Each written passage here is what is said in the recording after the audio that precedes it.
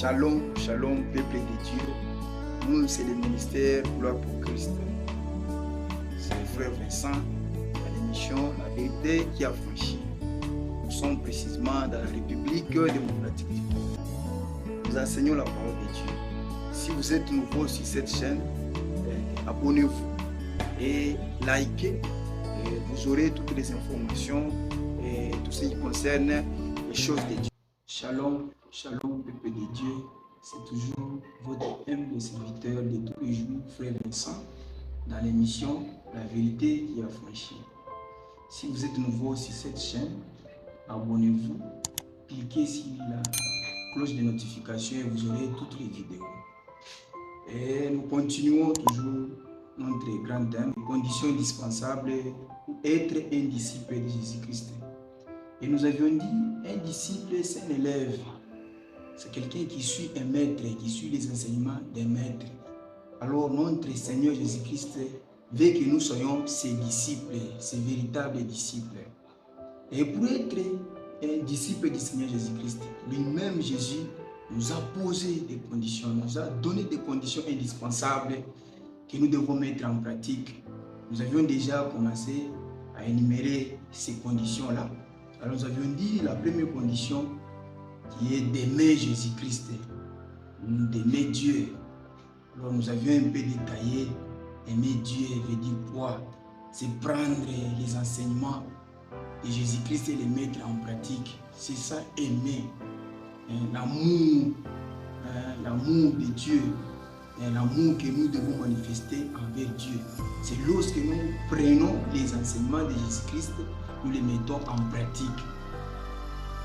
Et Jésus veut que nous puissions l'aimer plus que toute chose. C'est pourquoi nous pouvons lire dans Matthieu chapitre 10 au verset 37. C'est lui qui aime son père ou sa mère plus que moi n'est pas digne de moi. C'est lui qui aime son fils ou sa fille plus que moi n'est pas digne de moi. Vous voyez.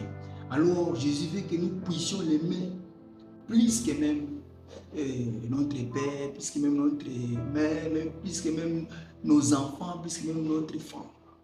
Alors l'amour que nous manifestons envers nos parents, envers nos enfants, alors c'est cet amour que nous devons plus manifester envers Jésus. Alors Jésus veut que nous puissions l'aimer, qu'il soit le premier, qu'il soit le prémisse dans notre vie. C'est pourquoi dans Psaume chapitre 37, verset 4, on dit « Fais de l'Éternel tes délices, il fera ce que ton cœur désire. » Alors que Jésus-Christ soit ton délice, soit ton désir, soit ton premier, qu'il soit le numéro 1 dans ta vie. Il faut l'aimer plus que les autres. Dans notre version, on dit « haïr ».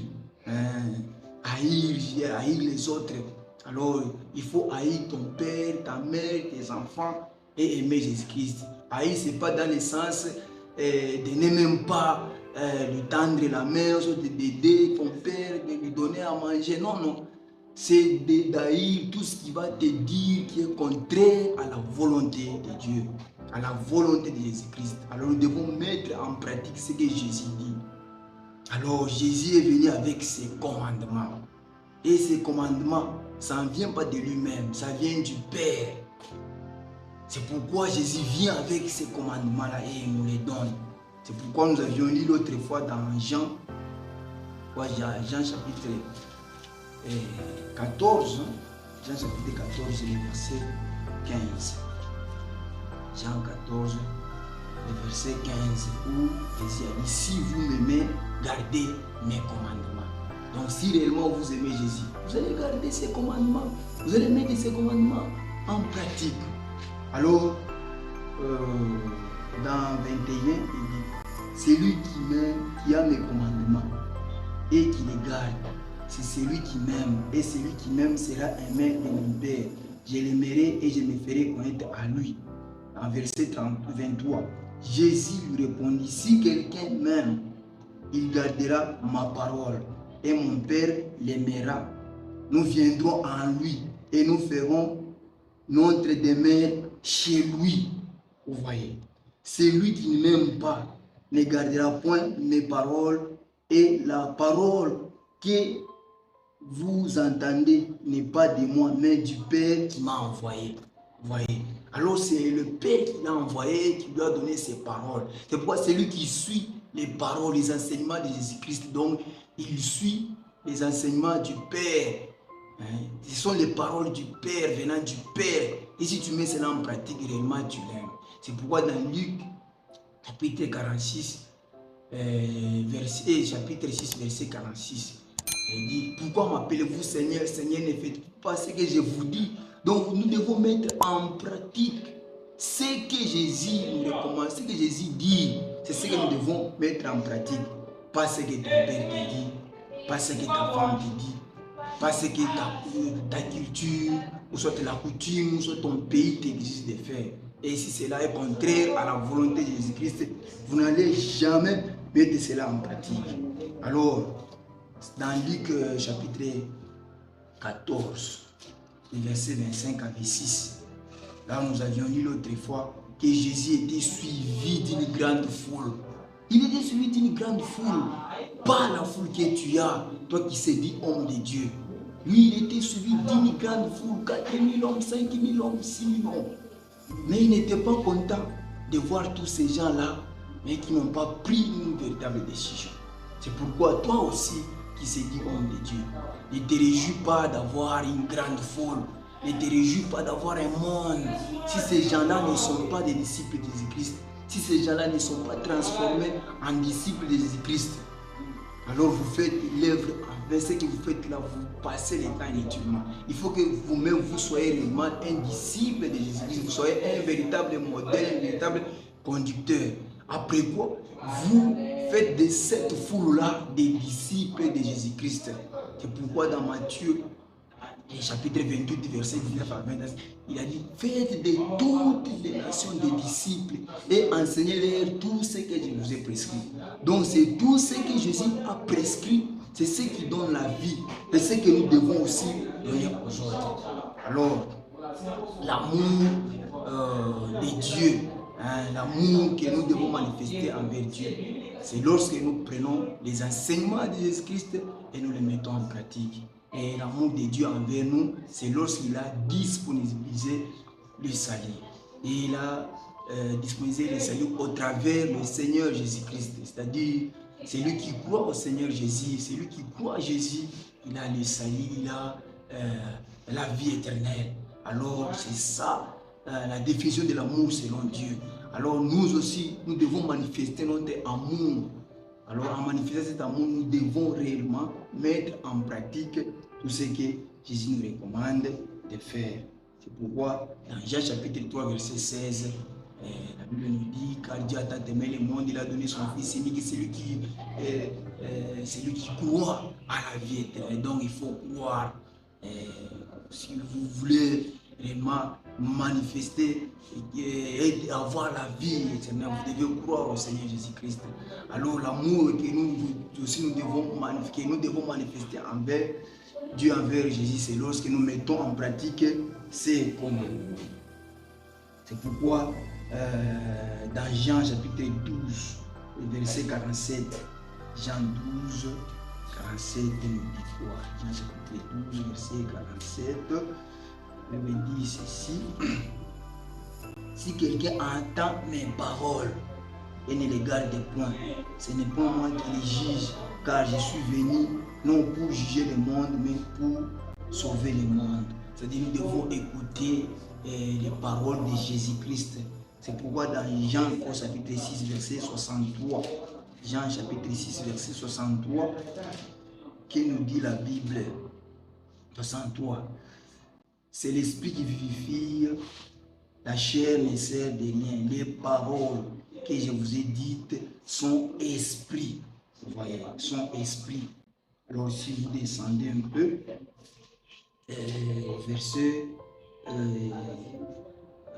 verset 66, vous descendez au verset 67, Jésus donc dit aux 12, et vous ne voulez pas aussi vous en aller. Sinon Pierre lui répondit, voilà, c'est le verset 66. Seigneur, à qui irions-nous? Tu as les paroles de la vie éternelle. Voilà.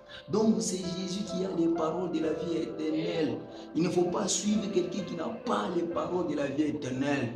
Car celui qui n'a pas les paroles de la vie éternelle, au contraire, il y a les paroles de l'enfer et de la perdition.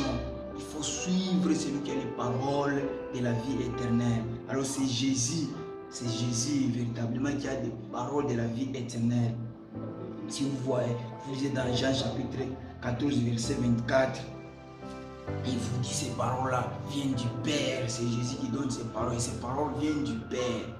Alors les Pères, si vous lisez encore dans Jean chapitre 16, verset 25, Jean chapitre 16, verset 25, vous comprendrez que les Pères dont Jésus-Christ est en train de parler, c'est une parabole. Les Pères dont Jésus parle, c'est une parabole.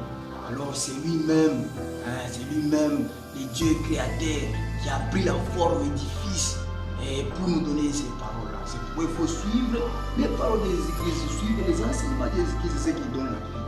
Et lorsque vous avez ces paroles, vous avez réellement la vie en vous. Pourquoi la volonté de Dieu est que nous puissions réellement être sauvés. C'est ça la volonté de Dieu dans 1 Timothée chapitre 2, verset 3 à 4. Il veut que nous puissions être sauvés et avoir la connaissance de la parole, la connaissance de la vérité. Car lorsque vous avez la vérité, vous êtes affranchis. Vous êtes affranchis. Dans Jean chapitre 8, verset 32, il dit: vous connaîtrez la vérité et la vérité vous affranchira. Il faut connaître la vérité, suivre un homme de Dieu, celui qui a les paroles de la vie éternelle, celui qui connaît la vérité. Il va vous transmettre cette vérité, il va vous transmettre cette vérité-là qui va vous sauver, qui va faire à ce que vous puissiez garder le salut qui est en vous. Mais si vous suivez quelqu'un qui n'a pas les paroles de la vie éternelle, celui qui n'a pas la doctrine de Christ, celui qui n'a pas réellement les enseignements de l'Esprit, celui-là, c'est un démon, c'est un serviteur du diable. Et celui-là, c'est un fils du diable. Et il vous amène en enfer. Alors nous devons suivre Jésus-Christ et connaître la vérité, puisqu'il n'y a pas la puissance contre la vérité, il n'y a que pour la vérité, selon 2 Corinthiens chapitre 13, verset 8. Et en Osée, chapitre 4, verset 6, on dit: mon peuple est toute faute de connaissance. Donc il faut aspirer à avoir la connaissance. Et quelle connaissance? La connaissance de ton temps, donc les commandements de ton temps, la loi de ton temps. Car à chaque temps, il y a des lois que Dieu donnait à chaque temps. Et à notre temps, ce sont les lois, ce sont les commandements de Jésus-Christ que nous devons mettre en pratique. Tu ne peux pas prendre les enseignements de Moïse et les mettre aujourd'hui en pratique. Si tu les mets en pratique, c'est pourquoi aujourd'hui tu peux être un ivrogne, un polygame, et puis tu peux faire n'importe quoi. Mais celui qui a les commandements de Jésus-Christ, ces commandements, ce sont les apôtres qui nous a amené ces enseignements-là. Jésus-Christ a prescrit ces enseignements aux apôtres et les apôtres nous ont amené tous ces enseignements-là. Alors, tout celui qui suit les enseignements des apôtres, celui-là a la vie. Et celui-là ne peut jamais se perdre. Mais celui qui prend d'autres enseignements, l'enseignement de Moïse et les autres là, vraiment il est perdu. Il faut avoir d'abord les enseignements de Jésus-Christ comme dans Jean chapitre 1. Nous avons dit dans Jean chapitre 14, les versets 21 là. Il faut d'abord avoir ces commandements là. C'est pourquoi nous allons entrer en détail petit à petit. Si tu es vraiment nouveau sur cette chaîne, continuez vraiment à t'abonner, continuez à suivre les enseignements, vous aurez la suite de tous ces enseignements. Car il y a les enseignements que Jésus-Christ nous a donnés. Il a confié ça à ses apôtres. Et ce sont ces enseignements que nous devons pratiquer, que nous devons mettre en pratique, tel que dans Philippiens chapitre 4, le verset 9. Et tout ce que nous avons vu, tout ce que nous avons entendu de Paul, nous devons mettre tout cela en pratique. Et toutes les instructions que les apôtres nous ont prescrites, nous devons mettre tout cela en pratique. C'est ce qui donne la vie aujourd'hui. Pas ce que Moïse et les autres nous ont donné. Non, ça c'est déjà passé car le sacerdoce a changé. Oui, il y a nécessairement un changement de loi. Nous sommes dans une nouvelle loi, nous sommes dans une nouvelle doctrine, une nouvelle alliance. Nous devons pratiquer les enseignements de la nouvelle alliance, pas les enseignements de Moïse et les autres. Alors nous allons détailler petit à petit ces enseignements-là. Alors Et comprenez que la première condition est d'aimer Jésus-Christ plus que toutes les choses, plus que même ta propre vie, plus que même ta femme, tes enfants. Il faut l'aimer, le préférer, lui, plus que toutes les choses, plus que même ta culture, plus que même ta coutume là que tu valorises trop souvent. Il faut aimer Jésus-Christ. Alors aimer Jésus-Christ, nous avons dit, c'est de mettre ses commandements en pratique. Avoir d'abord ces commandements-là et puis les mettre en pratique. Là, réellement, vous l'aimez et il est en vous, et le Père est en vous, et le Fils est en vous, et ils font une demeure chez toi. Alors, c'est une très bonne chose d'avoir les commandements de Jésus-Christ. Alors, aimons le Seigneur Jésus-Christ. Mettons en pratique ces commandements. Nous aurons la vie. Alors, la suite est sur cette chaîne. Abonnez-vous et cliquez. Vous aurez toutes les informations. Merci. Soyez bénis.